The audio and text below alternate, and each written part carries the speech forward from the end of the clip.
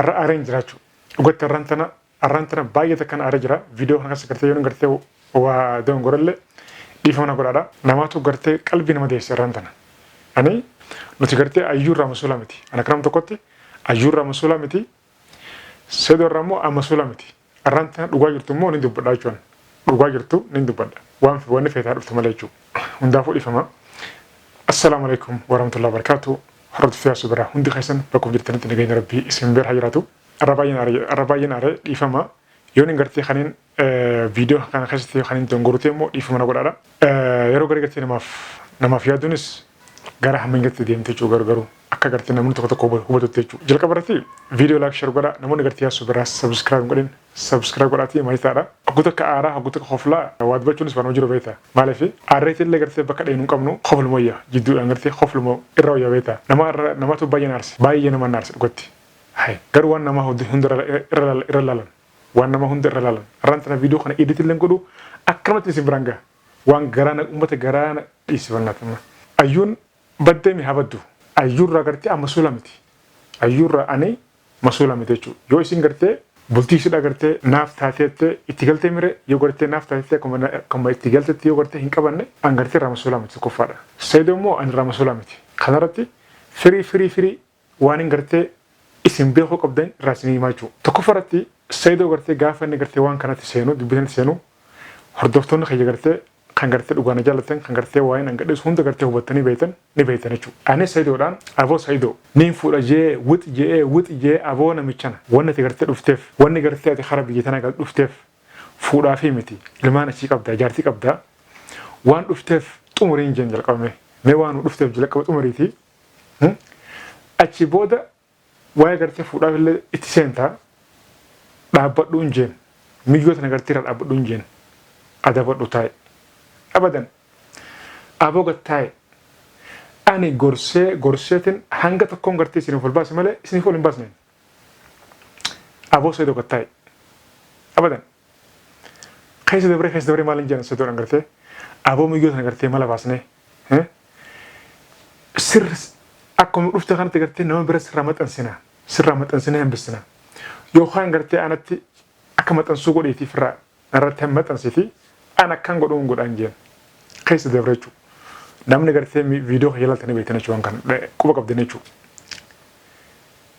Lakki jee wuxi jee hogguuta akka takka dhufee maal naan jee ayyuun dubaraa barnaan jee xayyib dubaraatu maal godha fireen dhiiga adeeroo dhiigannoo qofee ta'a dhiiga honoree si qalla lukkuu si qalla isiin eega micciran akkuma isin jee waan takka gartee niin fedhannaan gad hin dhiistu waanuma gartee aboo seedoo gattaa'e abadan. Hojiinsa ayyuu halkanii guyyaa waama ayyuu gartee yookaan immoo finfinnee fi adaama gidduu deemu qofa. Aboo seedoo gattaa'e akkasitti waliin kana wal qabnee ataakaroo jabaa keessa turre jechuudha akka hanga gartee ani itti naafetiin gartee ayyuu irraa fuudhu deema hangas takka gartee nama tokkotti hangas takka fakkaata jechuudha garuu ni beeka garuu seedoo ni beeka waan hin gartee ani itti himsa hundaa'u osuma gartee wanni yaasuun joogtuun sirriidha osuma juuti ni jiramti ree osuma gartee asiin fudhatee asiin gannaqu booda أرون مال جد دخل في جحر الحمار جد أكستي مال جنگا فان رمتين دخل في جحر الحمار خدوها الرئيسين جن استغفر الله كان يلا كان جنس أفان كان قبل أفان نما أفان كي يتيقون كان يلا أكستي باكستان سينيشو في سنة نخيسة قليشو أبو تاي أما يوم بديجو هاي أشوفين أشوفين طيب سفن أي سفن ندبونتي هاي نما قد جولن تاني أيوم قرتي نما قد دارا نما قرتي في بيخو نما قرتي بيجتنا قرتي مشالا بيخو مالي قرتي نما قرتي نتي بيجتنا قرتي سيول بيخو متي أيون نما قرتي مشالا بيجتنا بيخو يوتي الله يجو نما قد دارا نما قرتي في بولو بربان أشوفين نما هم دقافن مالو إيسا في النار أما نحن نقرأ مال جاني أما وانا ديما جرو مالي أيون درما قرتي سيدو جارة چودا في متي أبين جنك أبو قرتي راقو دي چودا في هاقو دي توري هاي هاقو دي تو جارتي دا ورطنا بودا أيون تانا بودا جارتي نيوتي جارتي سيدوتي نيخاق أبديف والجالتين والفودان wal didanii adda bahanis waan jiru adduma qoddatanii jechuudha waan gartee inni qaburraa. Kun gartee anaa miti kan murteessu seera murteessa bara. Duraan seenee bara hayi. Dhugaa dubbachuu taate dirquma dhugumalitti hin murre. Dhugumalitti hin wayyure. Saidoon ayyuun isaa godhatee jira. Dhiiftee yaa biraa kutte. Yookaan immoo namni sii fuudhee deemen san gartee qabee fiduu danda'a. Yookaan immoo almuhiim gartee baddee bakka isin dheetu hin jiru. Egaa deemtee bakka isin dheetu jiru baadha booda nama deebitii bara. Almuhiim nama deebiti. Gaafa dhufte immoo yoo walii galan waliin jiraatan yoo waliin gallee adeeroo haraan banaa bara. Dirreen tana fardi kana. Fardinis kana dirreenis tana.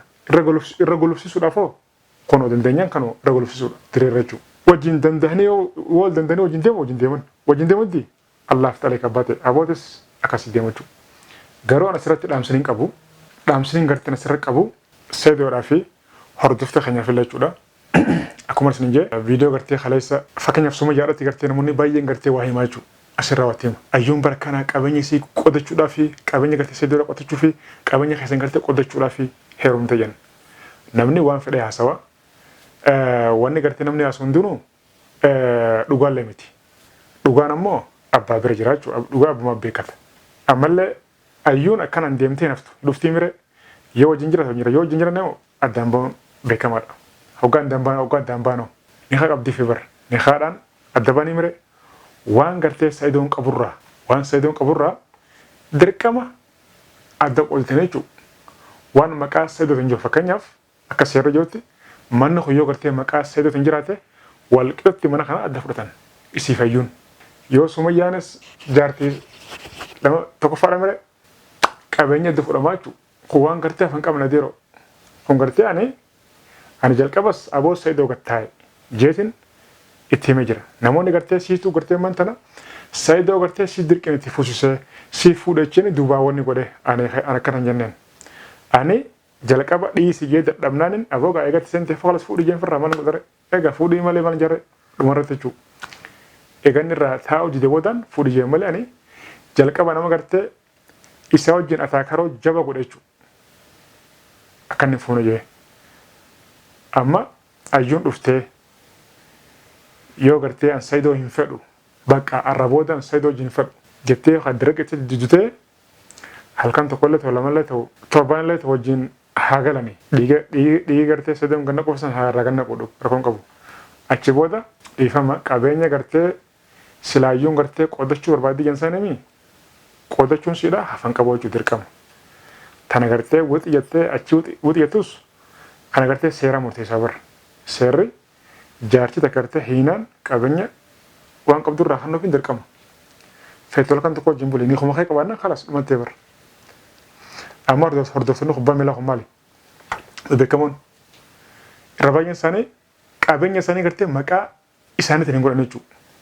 Takka immoo jaartii gartee osuma hin fuudhini nuti gasaafa musliima alhamdulillah osoo hin fuudhini akka firenditti ilmoo irraa dhalanii jechuudha. Amma kiristaanoon jaartii isaa ta'e ilmaan sadii moo afurraa qaburraa ilmaan afurraa qaburraa ni kan qabu.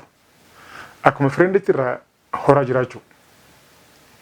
Garuu ilmaan irraa qaba. Yoo amma gartee arraan tana kayii kutee yoo arraan tana kayii kutee qabeenya tokko sumni takkallee osoo hin kayineefi gaggeessaa jechuudha. Maaliif jaartii ni harraan qabu jechuudha. Garuu ilmaan kasaati. Laal. Garuu nuti garuu musliima waan akkasiitiin seennu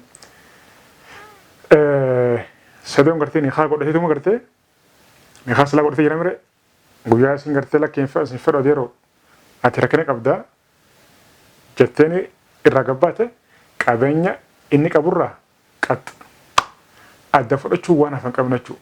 Sumayyaan ammoo achi utaaltus as utaaltus qabeenyi isii fi Saidoon qabanirraa hayyuun gartee fudhachuun hafan qabu. Kana jala muree namoonni beekuu qabaachuu. Narrabsaan. Maaliif an dhugaarraa kanan jiru kana seeraa jaabar. Ni haa godhatee mire akkasii bara. Kanaaf ani amman tana carraan garteen Saidoodhaaf kannu carraan gartee Sa'idoodhaaf kannu inni gartee dhumaachuudha. Sa'idoon hidhamuu qaba. Sa'idoon gartee hidhamee torbee lamas ta'u ji'a tokkollee ta'u garafamuu qaba. Mana hidhatti gartee beela'uu qaba. Beela'uu gartee yoo gartee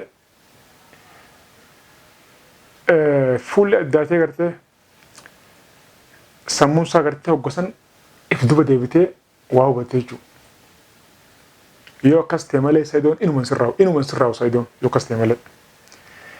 Ammallee balaa biraas deemanii gartamee yaasuun maal jechaa qabadhaa viidiyoo kana kunoo qabadhaa viidiyoo kana. Ani arraan tana na aarsanii wallaahi arraan tana kan itti aaree namni kanumatti kan baqaa cubbuu waan irraan bahinirraa waan gartee jetteettee gartee duuba haasawun qabatee dhufee akkamatti maqaa nu balleessa. Ani nama qulqulluudha. Ani huba tokko gartee kanarraa hin harkatanii jechuudha. An nama tokko gartee walitti dhiyaannaan gorsa gaa kanneen fituman kararra kaayee aboo kanaa siitaa kanaan deemu. Karaan kun siin baasu kanaa si baasa jee irra kaayee yoo irraa maqee hin jaanne yoo irraa maqee immoo nasiiba keessa deero. Sa'idoon dideeti akkuma arsin jee dakhal fi jahiral himaar jalqaba seenaa jechuudha. Taa'ee jeen dadhaben akkasitti hudduu harree afaan arabiitiin jaansan seenaa jechuudha. Saniif ani tana booda nan galchu. Garuu nan galchullee hin taatu ani murteen gartee murteessee ammaan tana Sa'idoodhaaf murteessee Sa'idoon hidhamuu qaba khalas. Tanaachi falli biraan jiru. Hidhamee torbee lama sadii ji'a tokkollee man taane hidhamuu qaba. Ifa arkee sanboodicha keessaa gogabbee qaacii taas keessaa bee fiiga karaa ilmaan sanii karaa sumayyaadha fiiga. Akkasumalee afaan wallaalee bara mataan dhukee bara hayi halkanii guyyaa waa'uma isaanii yaadu waa'uma gartee aboon dhiisaa deematiin gartee taffe jaa nan dhiisan yoo maraatee huccuu facaasee fiigee booda numatti gaafatama bara aboo jarri kunoo irraa nyaatee bara maal godhanii maqaa nu balleessuun isaanii maqaa gartee nu balleessuun hafan qabu jechuudha. Ani gama kiyyaan dhaamsaan qabu dabarfadhaan jiraachuu uummata keenyaa akka gartee naa beektan jechuudha. Yoo akkas ta'e malee nagaan harkannu inillee gartee ifin harkoo jechuudha. If harkeellee nurraan deemu. Ammallee ayyuun badde jeema asuma gartee nu warreessaa jiraachuu. Ayyuun feetu haa mul'attu feetu haa dhiiftu dhuftullee ayyuun isa dhiisuun teessu. Kana qabadhaa. Ani jala muran jira. Nagaan naaf jiradhaa isinitti dheeressu. Viidiyoo kana editillee godhuun na qabu akkamitti isin gadhiisa. Viidiyoo laayik share godhaa. Yaasuu birraa namoonni gartee subscribe godhin. Subscribe godhaati maal ta'adha. Ani Sumayyaan hin kabajaa. Ilmaan nu qabdi. Sumayyaan በጣም ማከብርሽ ግን ባልሽ በጣም እኛን እያስቸገረን ነው። አንቺም እንደምታውቀው ማለት ነው። እኔ ከዚህ በኋላ ግን ለሰይድ ምንም አልመርም። አነ ሰይድ ፍቅርተ ከነቦታ ሂሙር hirri fadhuuf sadiifan kana booda waan fedhe laataw banat baay'een aarsan yoo inni gartee kana isin mufachiisute dhiifama godhaadha baay'ee takka gartee aarsanii waan kana booda dhufullee isin biraan kan kun yaafan qabuti nagaan naaf jiradha. Assalaamu alaikum.